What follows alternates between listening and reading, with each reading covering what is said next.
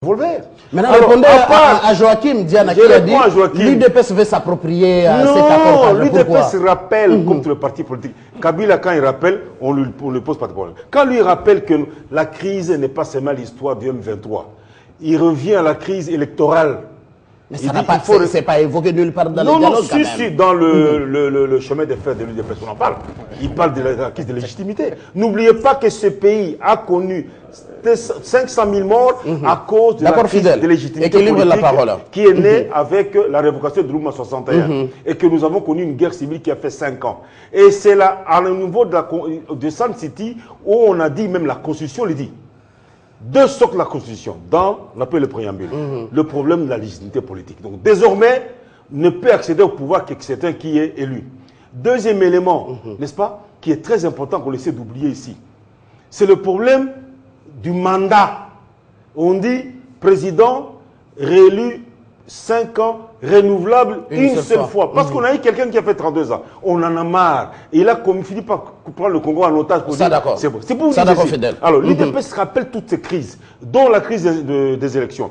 Déjà, moi, je vous donne d'autres crises maintenant. Quelqu'un viole la Constitution. Tout d'un coup, on se réveille le matin, il y a des commissaires spéciaux. Nous lisons la Constitution. Équilibre la parole. Il y a la Constitution. Équilibre la parole. J'équilibre la parole. On revient à l'UDPS. Je vais vous poser des questions. Vraiment, donnez-nous des réponses un peu pédagogiques. Selon vous, qui doit convoquer ces dialogues? J'aurais souhaité répondant à tout ce que les autres. J'aurais souhaité que votre émission ait même 2 heures. 2 heures d'hommage pour donner des leçons pédagogiques politiques. On y va dans peu de temps que mes deux compatriotes qui ont pris la parole, mon frère Diana et l'autre, et Dieka, ayez l'humilité politique. Quand vous dites les mensonges, c'est une antivaleur, mais les mensonges, ce n'est pas aussi une expression à utiliser, ça frustre, ça frise. Devant les tribunaux, on aurait pu vous dire retirez votre parole. Oui, mais malheureusement, les journalistes se distraient. On ne vous a pas demandé de retirer la parole. Ici, chacun est libre de ce qu'il dit. Vous n'allez pas demander à un homme comme Tshisekedi Lumumba, qui a montré qu'il est resté constant. Même son âge, il ne s'empresse pas à prendre le pouvoir.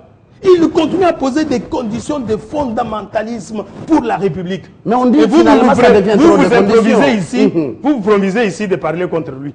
Vous avez quelle leçon politique à donner à Tshisekedi? Ne vous attaquez pas à eux, répondez à mes questions. Non, mais je réponds. Diane a dit que les accords là, c'était pour les M23. Donc ce n'était pas pour la République. Mais si c'était pour les M23, pourquoi on a fait des pressions ici? Vous êtes allé jusqu'à organiser les concertations nationales. Voilà. Vous les avez organisées sur base de quoi? Mais c'est quand même contresigné par plusieurs chefs de l'État. Monsieur le journaliste, laissez-moi l'État de développer des choses. Je suis devant des profanes politiques, laissez-moi enseigner. Je suis l'UDPS, l'aîné de l'opposition. On ne peut pas continuer à tirailler. La République s'enfonce davantage. La République s'enfonce. Il ne faut pas que quand Tshisekedi écrit une lettre, j'ai suivi un homme très intelligent de la majorité. Je peux le citer, Alain Atundo. Il a dit que nous, à la majorité, nous avons nos points que nous allons amener dans le dialogue. C'est ça même le dialogue. Les autres vont amener leurs points de vue. Mais si Tshisekedi amène ça comme point de vue, ça va faire partie du débat. Dans la concertation. À quoi ça vous choque pour que vous puissiez sortir le biceps de langage et dire de n'importe quoi des ordres, rien même? Et Tshisekedi veut mentir? Il veut mentir qui? Si Tshisekedi a besoin du pouvoir, il peut dire je voudrais voir Diana et l'autre ce soir disparaître et demain il coalise avec Kabila le pouvoir. Puisqu'il a fait, il a montré à la conférence, il s'est allié avec Mobutu Mosengo est parti. Vous pesez plus que Mosengo. C'est arrivé aussi. Vous pesez plus que lui. Même ma question. C'est un homme. Même ma question. Voilà les démocrates qui peut dire que Diana disparaît, Saint-El disparaît, lui qui va lui donner ce pouvoir. C'est juste un exemple. Ne le prenez pas au nom, c'est juste un exemple. Oh non, c'est pas malvenu. Alors vous comprenez que lui, Etienne a écrit, c'est un problème national, un pays du pays. On ne peut pas s'en dépasser. La crise des élections, tout le monde en a parlé que Mengo et Moulunde où? C'est l'expression des élections mal organisées. Jolie est où? Et on dit, dans un dicton, simplement à l'école primaire, on dit l'équipe qui gagne. L'UDPS, ma question. Mais là, vous posez la question de savoir. Selon l'UDPS, qui doit convoquer ces dialogues, finalement? Les dialogues. Les accords dits sous les auspices des représentants du secrétaire général des Nations Unies. Il nous faut finalement un dictionnaire ici. Le dialogue sous les auspices des Nations Unies. Ça veut dire les Nations Unies qui convoquent comment? Oui, c'est là le problème. Expliquez aux gens. Il peut convoquer. Mais pas donner à M. Kabila de commencer à donner des tomates, des sauces, de ceci dans les dialogues. En faisant ce qu'il fait là, il n'a pas besoin du dialogue. Ou il floue la communauté, ou il a besoin du dialogue. Mais s'il a besoin du dialogue, ce sont des conditions simples, souples même, qu'il peut accéder et dire allons au dialogue, nous allons débattre dans les dialogues. Pourquoi il refuse? Pourquoi ça traîne? Ça d'accord. Vous avez même tenu les concertations pour montrer votre mauvaise foi. Vous avez tenu des concertations avec vous-même. Il a fallu à peu près 6 mois pour qu'on puisse en parler et qu'on puisse nommer les gouvernements en place avec les MLC dedans et tout ça. Attendez qu'il chute, Vous comprenez que... Les choses s'accumulent, si on peut répondre. Comment on peut répondre? Vous me rappelez la parole. Il a encore 30 secondes. On vous a posé la question. Votre personne, votre autorité morale, Mendela, il était où à l'époque là? Vous avez dit non, il n'y a pas de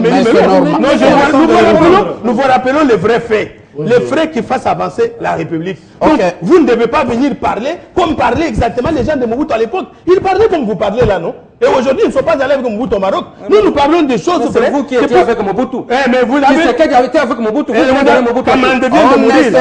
pas répondre à mes questions. Et puis, il ne faut pas me faire... Non, il ne faut pas me faire la même chose. On retire les gestes. Zachary, on retire les gestes. Il faut rester modeste. Il ne faut pas me faire la main comme ça, je ne suis pas votre enfant. À Joachim, s'il vous plaît, à Joachim Diane et Albert Dieka, cette question, l'UDPS demande ceci précisément: le respect de la Constitution et des délais qu'elle prescrit, les règlements du contentieux électoral de 2011, la restructuration de la CENI, l'organisation d'un processus électoral crédible et apaisé, l'alternance politique par un transfert pacifique du pouvoir en 2016. Quoi de plus normal? Oui, mais je commencerai par dire ceci, que l'accord cadre a eu comme point de départ la fin de la guerre du M23. Madame Robinson, à l'époque, je me souviens encore parce que c'était le cheval de bataille de Moussangou et consort, elle a dit, maintenant, après la guerre militaire, il faut maintenant une guerre politique. La guerre politique a plusieurs aspects. Il n'y avait pas que le Congo. Jusqu'à la réforme des institutions. C'est pourquoi les signataires de l'accord cadre, ce n'est pas seulement les partis congolaises, c'est un accord qui engage pratiquement toute la sous-région. Alors, dans cette partie-là, c'est au Congo de résoudre ces problèmes politiques. Et pour résoudre ce problème, l'accord désigne qui doit appliquer ces accords. Si le dialogue qu'on convoque est dans le cadre de l'accord global, de l'accord plutôt cadre, ce qui veut dire que c'est Kabila qui doit convoquer. C'est tout à fait normal. Ou on est dans l'accord, on n'y est pas. Puisque l'accord a été signé par Kabila. Et on demande à Kabila de suivre. Et lorsque la communauté internationale va poser des questions à Kabila, on va demander, vous avez signé l'accord, qu'est-ce que vous avez appliqué dans l'accord que vous avez signé? Mais c'est la moindre des choses. Diana, souffrez que je vous retire la parole avant l'homme de la CCI. Qu'on revienne à l'UDPS. Vous n'avez pas répondu à cette question, heureusement elle vient de le dire. Pour vous, si ce n'est pas Kabila qui doit convoquer les dialogues, qui doit les convoquer? C'est l'ONU, l'Union africaine, la Commission de l'Union africaine. Qui enfin? S'il y a deux partis constants, s'il y a des partis constants dans ce pays, c'est reste l'UDPS. Nous avons dit dans notre feuille de route, c'est la communauté internationale, c'est les auspices du secteur. C'est vague la communauté internationale. Non, le représentant n'est pas vague. Même Edem Kodjo est de la communauté internationale. Edem Kodjo n'est pas le représentant du secrétaire général des Nations Unies. Il est de l'Union africaine. Et puis il sort d'où? C'est par quel mécanisme il est là? Il tombe dans l'air comme ça, pouf, il s'intervite dans les dialogues congolais. Il n'est pas le représentant. Nous avons dit que c'est le représentant du secrétaire général des Nations Unies, point. Ça d'accord. Alors, la CCI, je vais cataloguer et inventorier les mensonges de mes co-débatteurs. D'abord... N'énervez pas la classe politique, on reste scientifique et pédagogue. Oui, scientifique. Quand on dit que l'UDPS est l'aîné de l'opposition, de notre lecture, nous, Lumumbi, c'est de l'insulte au peuple congolais parce que l'UDPS est né à 82. On ne va pas me démontrer ici que l'histoire politique de ce pays date à partir de 82. L'UDPS a trouvé qu'il y avait d'autres partis politiques, il y avait même des gens qui étaient sacrifiés, qui étaient fauchés avant que l'UDPS ne soit né. Je voudrais aussi démontrer que la duplication au sein de l'UDPS n'est pas le fait de pouvoir seulement. C'est le fait de topification des cadres de l'UDPS. Vous savez que tous les cadres de l'UDPS non originaires d'une certaine province ont été systématiquement topifiés. Ils ont été chassés. Difficilement. Ils ont été chassés. C'est de l'incapacité du leader de l'UDPS de fédérer des forces autour de lui.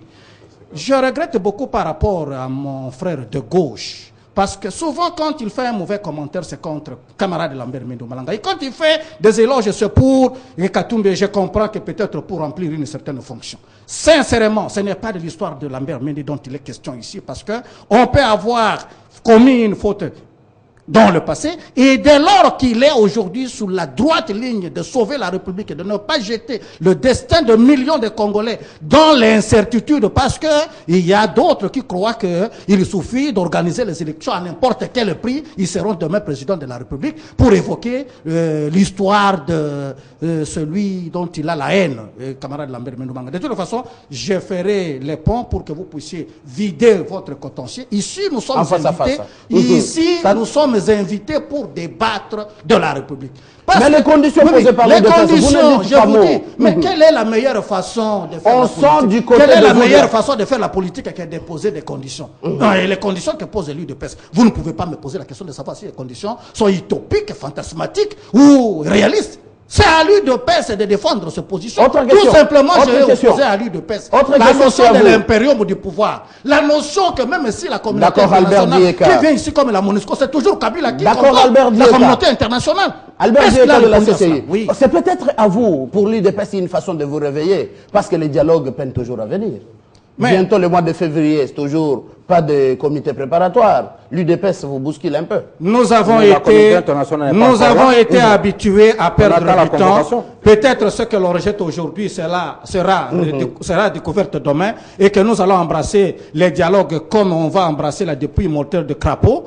Sincèrement, monsieur, je ne pourrais pas défendre pourquoi l'UDPS pose toujours des conditions. Au lieu de se parler, c'est aussi la façon de démontrer que l'UDPS est incapable de parler à ses compatriotes congolais. Comment encore il prétend diriger la République s'il ne peut pas au moins faire minimum de confiance à ses compatriotes congolais avec qui il est appelé à partager une même étoile conjugale qui s'appelle la République démocratique du Congo? Fidèle Moussango, alors, autre lecture, vous êtes chroniqueur politique. Écoutez, il faut un minimum d'honnêteté intellectuelle pour reconnaître que quand les autres ont fui le Congo pour se réfugier à Prague, à n'importe quoi, il y a eu des compatriotes, les 13 parlementaires, qui étaient parlementaires, qui touchaient un salaire de 20 000 $ par mois, à 82. avec avantage, monsieur, dire non à Mobutu en face comme ça. Comme ça. Mais il y a eu déjà qu'on avait exécuté avec le procès Likopa. Vous oubliez ça? N'oubliez pas ça. Bamibali. Et ils ont dit non à Mobutu. Les autres ont fui à Brazzaville. Ils ont abandonné tous les avantages. Rien. J'ai partagé celui-là avec Tshisekedi à Bouta à 84, à 85. Je peux parler, il dit. Pourquoi est-ce que vous refusez à des compatriotes le privilège d'avoir posé des actes héroïques? Vous nous rappelez les gens qui ont fui.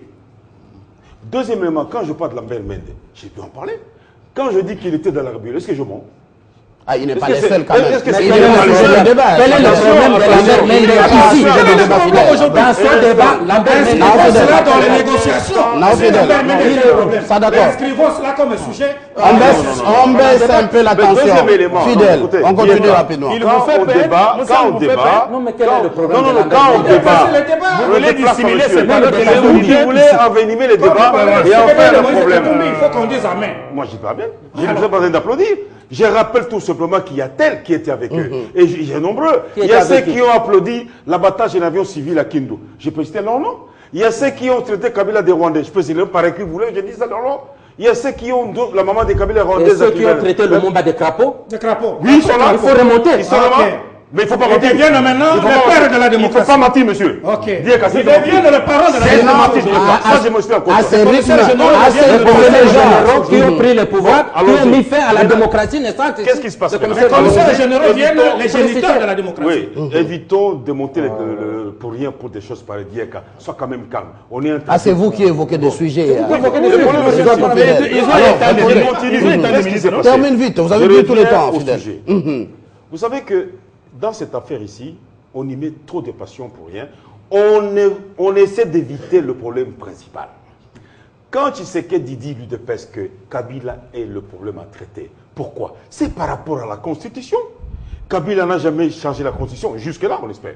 Et la Constitution dit que son mandat se termine. Mais on a l'impression qu'on est en train de tourner autour du pot, on crée des obstacles, on viole la Constitution, on fait un acharnement sur des personnalités politiques, on arrête les autres sans motif valable. La prison de Makala est pleine des hommes politiques.